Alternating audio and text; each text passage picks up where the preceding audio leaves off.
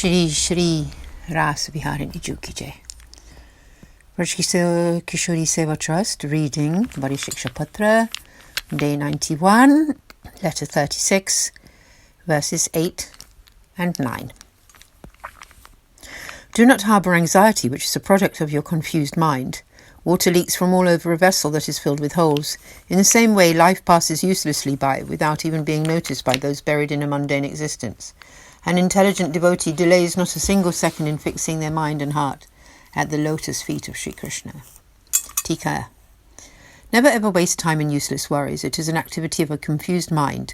Know this for certain. All the water drains from a vessel that is full of holes, and in the same way the mind becomes clouded by worthless anxieties which prevent it from following a hallowed path. Life in a human body is very exalted, but worry wastes that life. In the 11th canto of the Srimad Bhagavatam, King Janaka has stated, a human body is so hard to attain, and it can also disintegrate in a single second. The sight of a person devoted to the Lord is very rare. If you have attained human birth and surrendered to the Lord, then you will definitely receive the devotional reward. However, the embodied soul worries uselessly, and in that confusion gets dragged into the mundane realm. Keeping this statement in mind, also forever be aware that the lifespan of a human birth is constantly diminishing. Then comes the realization this family situation brings me the disadvantage of close contact with souls who are turned away from the Lord. They always obstruct the path to the divine. So these kinds of obstructions should immediately be dispelled without a single second's delay. Who knows when this body will die? In the 7th canto of the Srimad Bhagavatam, Prahladaji teaches his fellow students, O youthful friends, this righteous path of devotion should be initiated even in this young age. The human body is hard enough to attain, and who knows when it will be destroyed. Therefore start your righteous devotional path from childhood onwards. With this thought in mind, you will find that home and family present us obstructions to be immediately renounced. Not a moment should be wasted, for the mind can get turned away and go back into worldliness. Better then to renounce them straight away. After renouncing these obstacles, establish your heart and mind skillfully at the lotus feet of Sri Krishna. Advocates of the path of knowledge and of the path of lawful limitation also have devotion to the Lord's feet. That is why I have used the term skillfully. And this means that you should follow the inner ways of the path of grace and serve Sri Krishna with every sense, your body, mind, everything. Offer them all at his lotus feet. Verses 10, 11 and 12. The body is material and therefore impermanent. Identification with the body is through ignorance, and the mundane realm that ensues is based on I, me, and mine, and all connections and relationships within it are false. An expert devotee should not have any regard for the grief engendered by such relationship, and should simply take refuge in Sri Hari for the removal of all such obstacles. Tika. Oh, when will my mind adhere exclusively to Sri Hari's lotus feet? Knowing the body to be temporary, do not let your mind be attached to its pampering. Instead, serve the Lord with your body and wealth. Know the body to be impermanent, and the righteous path of the embodied soul is to serve the Lord, aware that the body will one day destruct. The soul is not really related to the body, never was and never will be. From the beginning of time, the soul has revolved through 8,400,000 different births, to none of which it was ever related.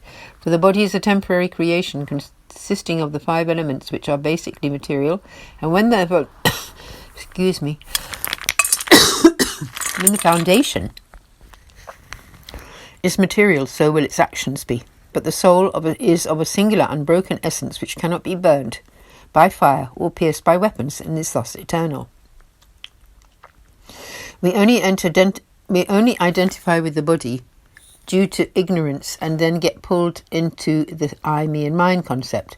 The whole world is thus bound, but this relationship with the mundane plane is false, although we become influenced by this ignorance which leads to such possessiveness.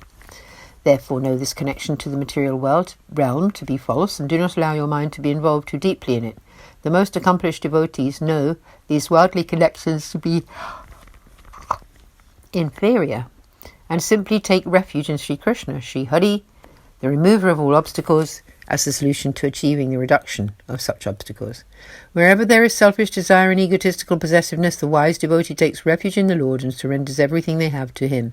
In this very way, all obstacles dissolve. In the 9th canto of Srimad Bhagavatam, the Lord says to Durvasa, "How could I ever abandon my devotees who surrender? My devotee who surrenders their spouse, home, children, associates, life, breath, wealth, and everything else within their realm to me."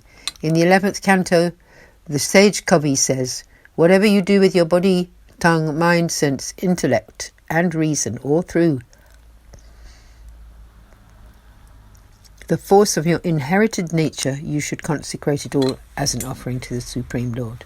Again, in the 10th canto, it is stated, "Offer your faith, charity, mantra, recitations, austerities, fasts, and whatever is dear to you, spouse, home, offspring, and life breath to the Lord alone." There are many other statements to this effect, so therefore, according to this path of grace as established by Sri Vallabhacharya-ji, you should offer everything to the Lord and take singular refuge in him alone. Verse 13. The Lord cannot tolerate any sadness in his devotees, and so will immediately remove the obstructions facing those truly surrendered to him. For it is the promise of Sri Acharya-ji that the Lord will protect such souls, and when they find themselves too weak to make things work by themselves. Tika 13. Here it has been stated that you should dedicate everything to the Lord, starting with your spouse and children, and surrender totally to the Lord in order to achieve the removal of obstructions to your devotional life. However, there still remains the problem of admonishment by family members or your societal group, being isolated and alone, illness and incapacity, financial loss, bad eyesight, broken limbs, governmental punishment, lack of food, drink, and being isolated with no one to help. And surrender totally to the Lord in order to achieve the removal of obstructions to your devotional life. However, there still remains the problems of admonishment by family members, your societal group, being isolated and alone, illness and incapacity, financial loss, bad eyesight, broken limbs, governmental punishment, lack of food and drink, and being isolated with no one to help. So doubt may arise, but Sri Hariraji teaches here that when a devotee of the Lord leaves everything for his sake and tolerates all difficulties, the Lord actually cannot bear to see his devotees in such pain and straightway removes the offending obstacles. In his treatise Vivekadarya Ashray, Wisdom, Perseverance and Refuge, Sri Acharya-ji has written, "In situations where you are powerless, take refuge in Sri Hari. Whether you are weak or powerful, always resort to Sri Hari. If you cannot handle a situation, the Lord will protect you because surrender perfects everything. If you truly in every way depend on Sri Hari, and then he will protect you in every way too. For example, the devoted Prahalad tolerated so much grief through full faith in his Lord, who then removed all his difficulties and kept him safe. Above all other practices, simply develop firm faith in and surrender to the Lord." In the Srimad Bhagavad Gita, the Lord says to Arjuna, "Leave all other paths and simply surrender unto me.